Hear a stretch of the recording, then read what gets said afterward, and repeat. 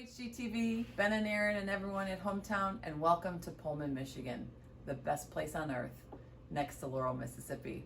I'm Lisa, and Pullman has been my hometown for a quarter of a century. This is Debbie. She's our town historian.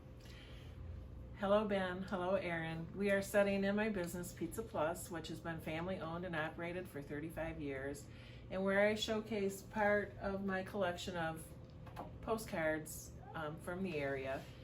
We would love to show you these photographs and postcards and all this historic memorabilia in person when you come to visit our town.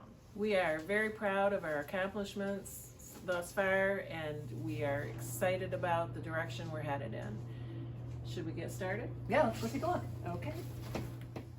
Welcome to Pullman, Michigan. We might not have a fancy professional video, but we didn't want you to miss out on seeing our deep-rooted commitment to preserving our hometown.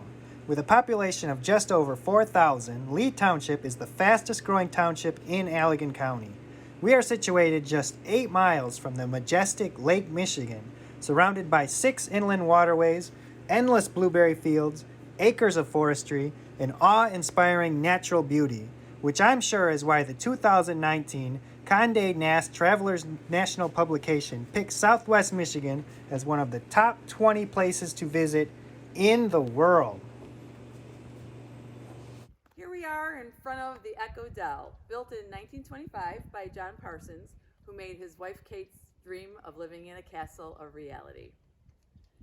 I've lived here since 1994. We had to do a full historic rehab on it. And as you can see, it's still a work in progress.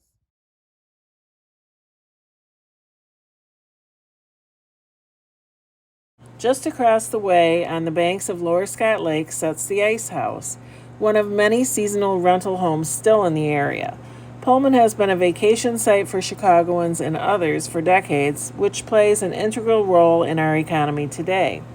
Folklore has it that Chicago gangsters came to stay at places like the Old Robins Resort, Wesby's Resort, and Upper Scott Hotel in the 1920s and 30s. In the dead of winter, and we really love it in the summer. The YMCA's Camp Channing was built in 1928 and served as a summer camp for hundreds of inner city children until it closed in the 1980s.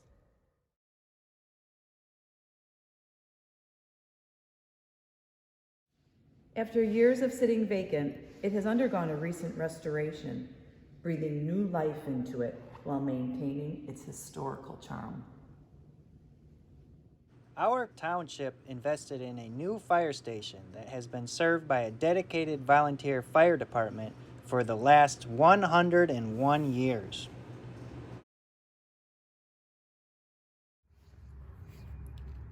Our elementary school, built in 1939, has expanded and is filled with creative teachers and hundreds of young minds eager to learn.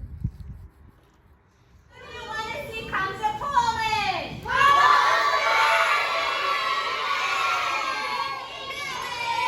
Who do you want to see get a makeover? Do your best. Always, always do your best.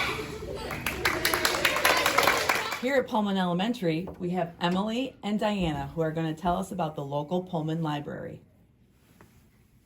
My mom takes me and my brother to the library to check out some books like Harry Potter, and it's quiet and it's really small. We are now in the Township Library, which is a great place to be. We have books to read, we have computers to work on, we have puzzles, we have a craft group that meets here, and a book club. But our financial resources are limited, and restoration has been done solely by individual donations.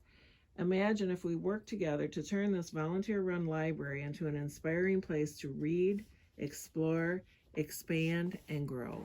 Our community center is located in the old Congregational Church, built in 1889. This is where many of our residents were baptized, married, and came to worship. It now offers space for support groups, family celebrations, and holiday programs for our community. We've had lots of volunteers who've helped to do some work to the building. However, the roof still leaks, The floor needs to be replaced, and the paint is peeling, just to name a few of the projects we hope. Brandon's a third grader at Pullman Elementary and wants to tell us about his experience at Ravenswood Park. I got a fishing hook in my foot when I was 7, and I also found this arrowhead. And my brother Alex would always come home with these big catfishes, like this big. He even put a catfish sticker on our cabinets to remind us how much he loved fishing. At the dam on Lower Scott Lake sits Ravenswood Park, which years ago offered a changing room for swimmers and picnic tables and outdoor grills for family gatherings. All that is missing now, but it still offers the best place in town to fish. Let's spruce it up. Our downtown is marked by a flashing yellow light. On one of the corners sits a building that used to be the Sugar Bowl restaurant from the mid-1930s before it became, and still is, our local watering hole, the Pullman Tavern. Locals come here to share stories and unwind after a long work week, and those passing through town stop for a hot meal and a friendly smile. The other half of the building previously served as our post office, Wesby Auto Repair Shop, and the school bus barn. This cornerstone is in desperate need of a facelift, inside and out.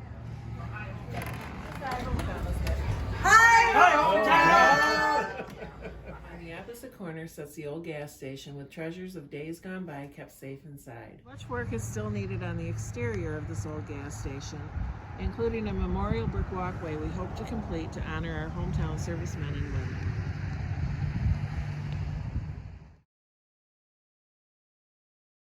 The old lumber yard, which appears on every old photograph of downtown, was recently purchased after decades of sitting vacant and is in need of your expertise to bring it back to life and a hardware store back to Pullman.